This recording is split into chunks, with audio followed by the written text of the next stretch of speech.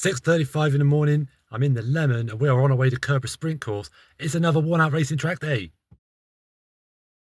If you've been watching the channel long enough, you know the deal. You know what's about to happen. We've got a load of great cars here, real eclectic mix.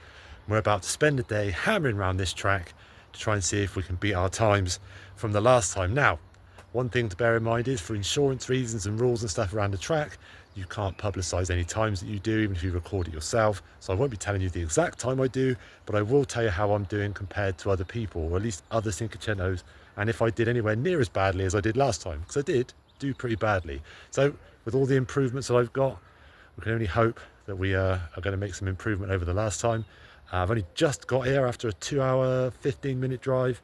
We're not even set up yet, but I've got my sticker, so I'm going to go stick that in the back window first, fire up the stove, get a tea and some kind of bap/roll on the go, and go see what the boys are up to. Let's do this.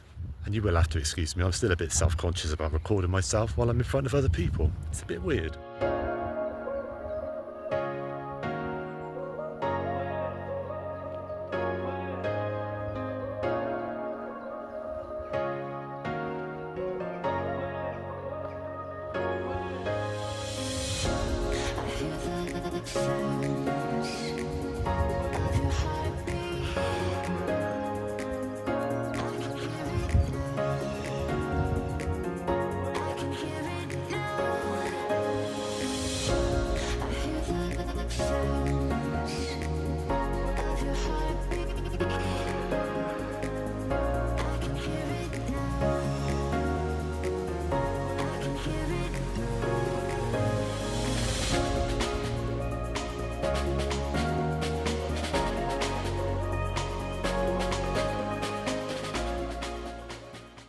Now you probably can't hear a thing I'm saying, but I promise I'm talking.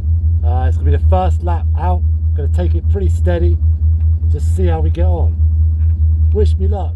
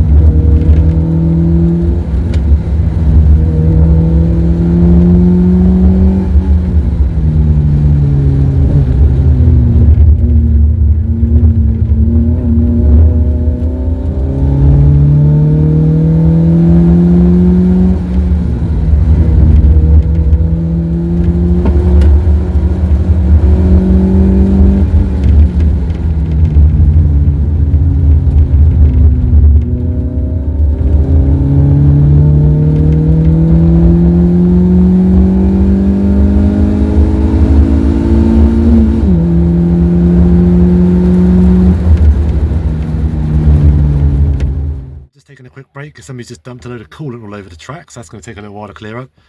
My first lap was 4 seconds faster than my fastest lap last time. That's the first lap out. The rear anti-roll bar on this makes a huge difference. Duncan is very proud of me because I 3-wheeled around the last corner. Definitely some room now. I can knock another couple of seconds off this easily. I'm still way off the mark, but I'm about 2 or 3 seconds behind Duncan as well. But I mean, yeah, that's going to take some catching, I think. But yeah, we're just going to chill out now, make a tea on my little stove, and we'll get cracking back onto the action again in a minute and see how much better we can get on with it.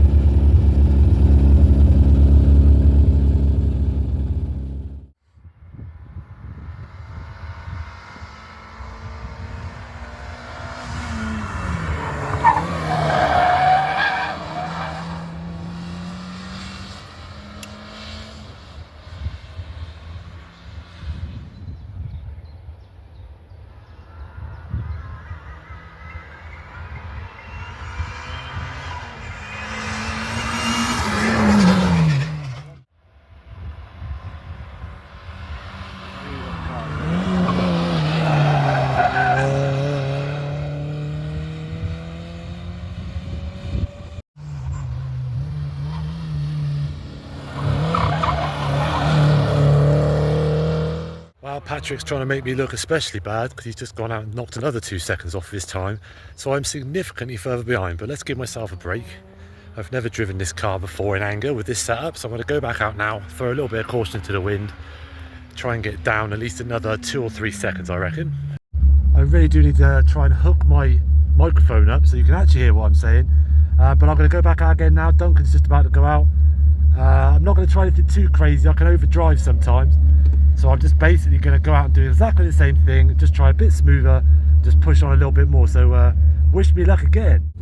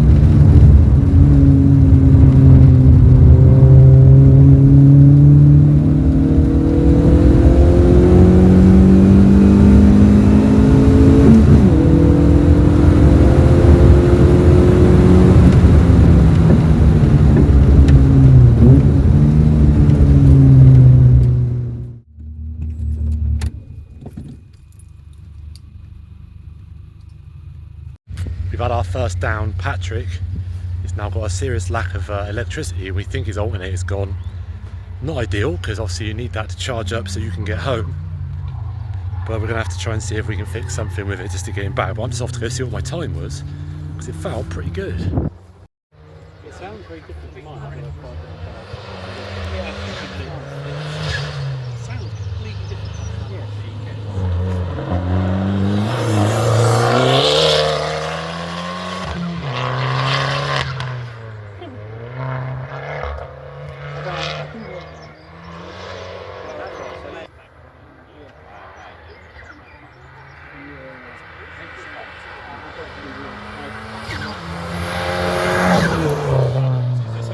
Happy days, that was my fastest lap yet, considering this time and last time as well. So I'm about 6 seconds a lap faster than I was on the last track day we did, which just goes to show if you have properly supported suspension, you are going to do better. Obvious thing, I know, but that is the case. And it also goes to show that rear anti-roll bars are as good as everyone made out.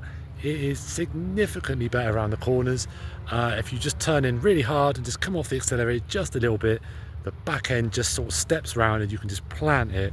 It is really good, and I will never get tired of popping the 3 wheels going around a corner really fast. So anyway, it's pretty much lunchtime now. I don't intend to do a lot more laps after lunch. Try not to push my luck too much, so I'm going to try and concentrate on some of the other cars. We've got a Lexus LSF here, which you never see. We've got some proper cool cars, a little MG race car, which I think I showed you before in maybe the intro for this. So yeah, I'm gonna spend a little bit of time trying to catch up with everyone else, film a few things, just enjoy myself and go have some lunch. Right, we're taking a lunch break, and it's probably worth taking this opportunity to tell you some of the things that you might need to know when you come to a track day, especially if you haven't done this before.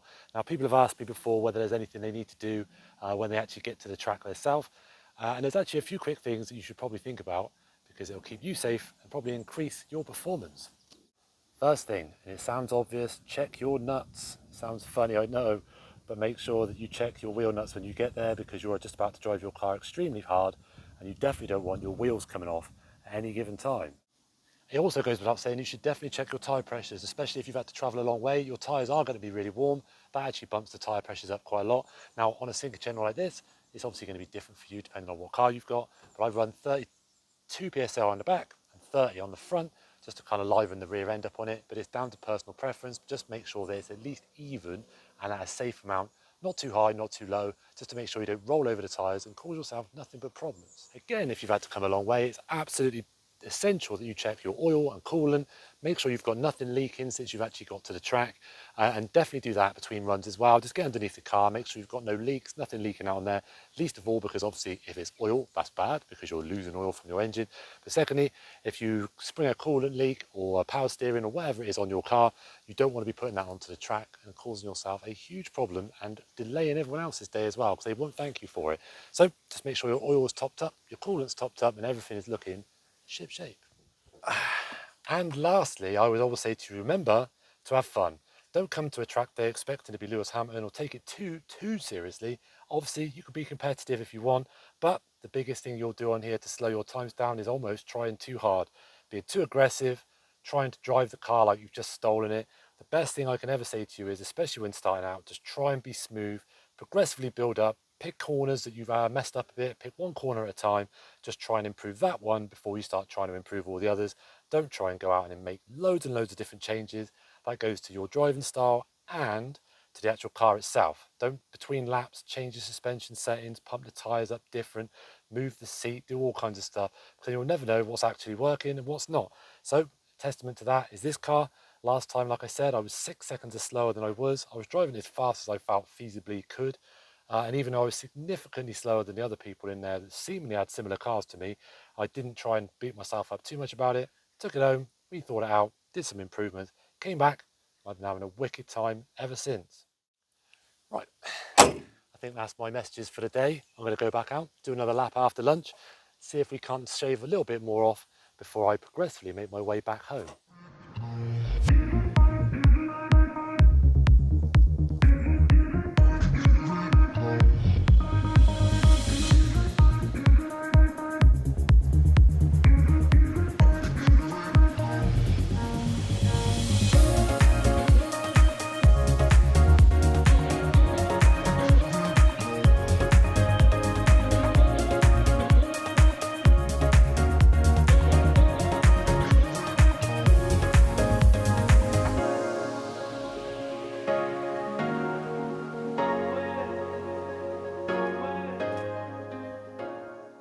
Here we go. I'm going back out. Lunch is finished. I've promised the car that I will take it steady. I'm not going to push too hard here. I'm just going to enjoy this one, and then I'm going to let it have a little bit of a rest. Might not do too many more runs. This might be the last one, so just wish me luck that one more run wasn't too many. I'm going to face the camera my way this time, just so you can see all the work that goes into driving one of these bad boys as fast as you can. Right, here we go.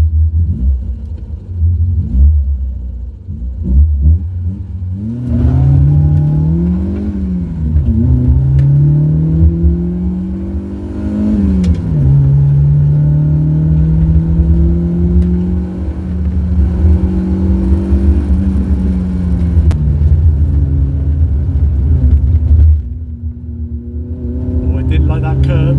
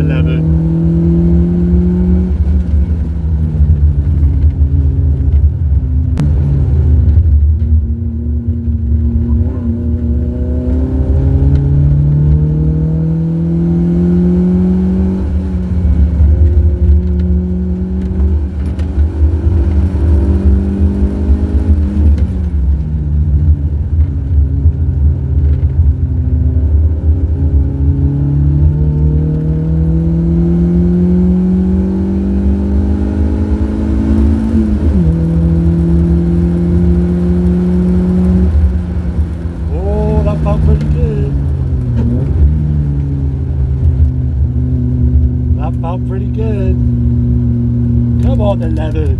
Yes.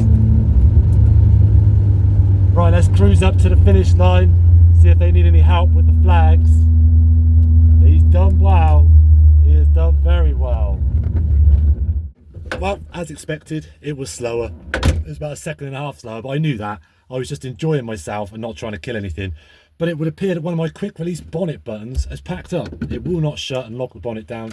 But I foresaw this because I replaced the right one the other day. So I'm going to go get the spare one that I've got and go replace it quick. Let's go.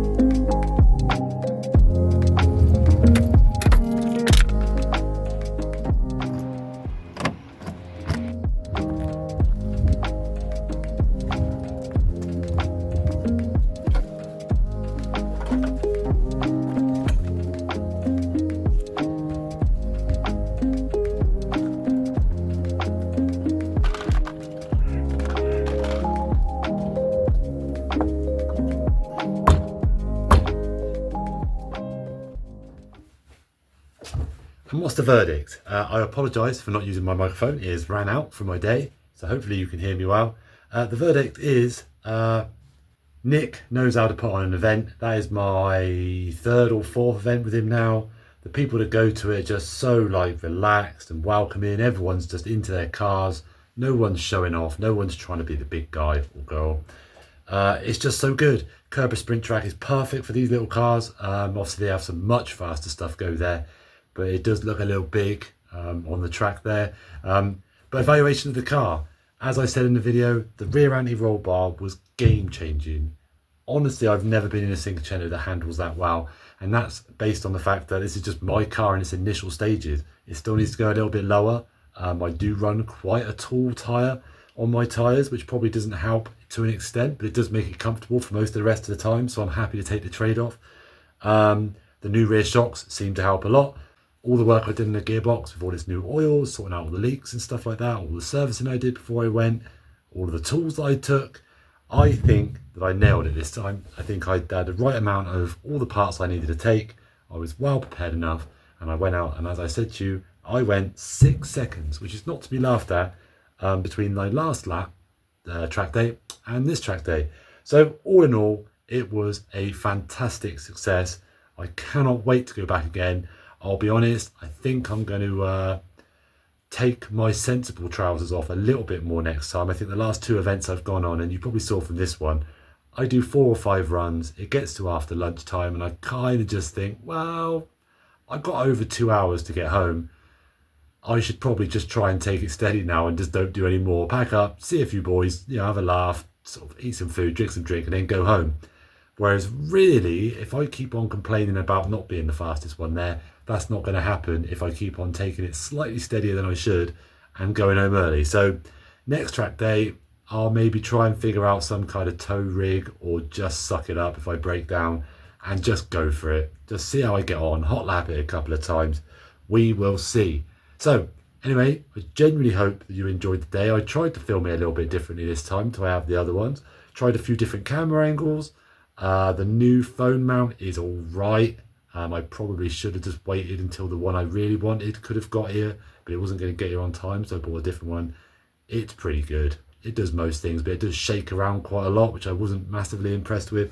But other than that, I am buzzing. The Lemon continues to build a big place in my heart. I love that car. It's going to need some work at some point in its life, but for the time being, it is perfect as it is. And lastly, before I go, a massive shout out, as I always do, to Nick for organising the event, like I said, but also to Duncan and Patrick, my fellow Cinquecento owners, who always make these things pleasurable, because despite Patrick's alternator packing up, and anybody else would have been pretty bummed by it, we tried our best, we dug into it. Duncan stuck around to try and help out. He didn't get too down about it. We sort of supported each other, if you call it that. We G each other on. It's nice coming back and seeing Duncan just as happy that I did a faster lap as I was. Always a pleasure, never a chore. And thankfully, It's become a much more common thing now that we meet up, because we've been friends for years over messenger groups and stuff. So on that last note, as a little secret, I'm filming this on the roof of my new car. It's in front of me. I can see it. Here's the car. There's some parts over there. There's some more parts over there. There's a very, very nice part right there, which I'm staring at right now. You won't have to wait too long for the big reveal. Not very long at all. Keep them peeled. Thanks for stopping by. I'll see you again in the next Worn Out Racing.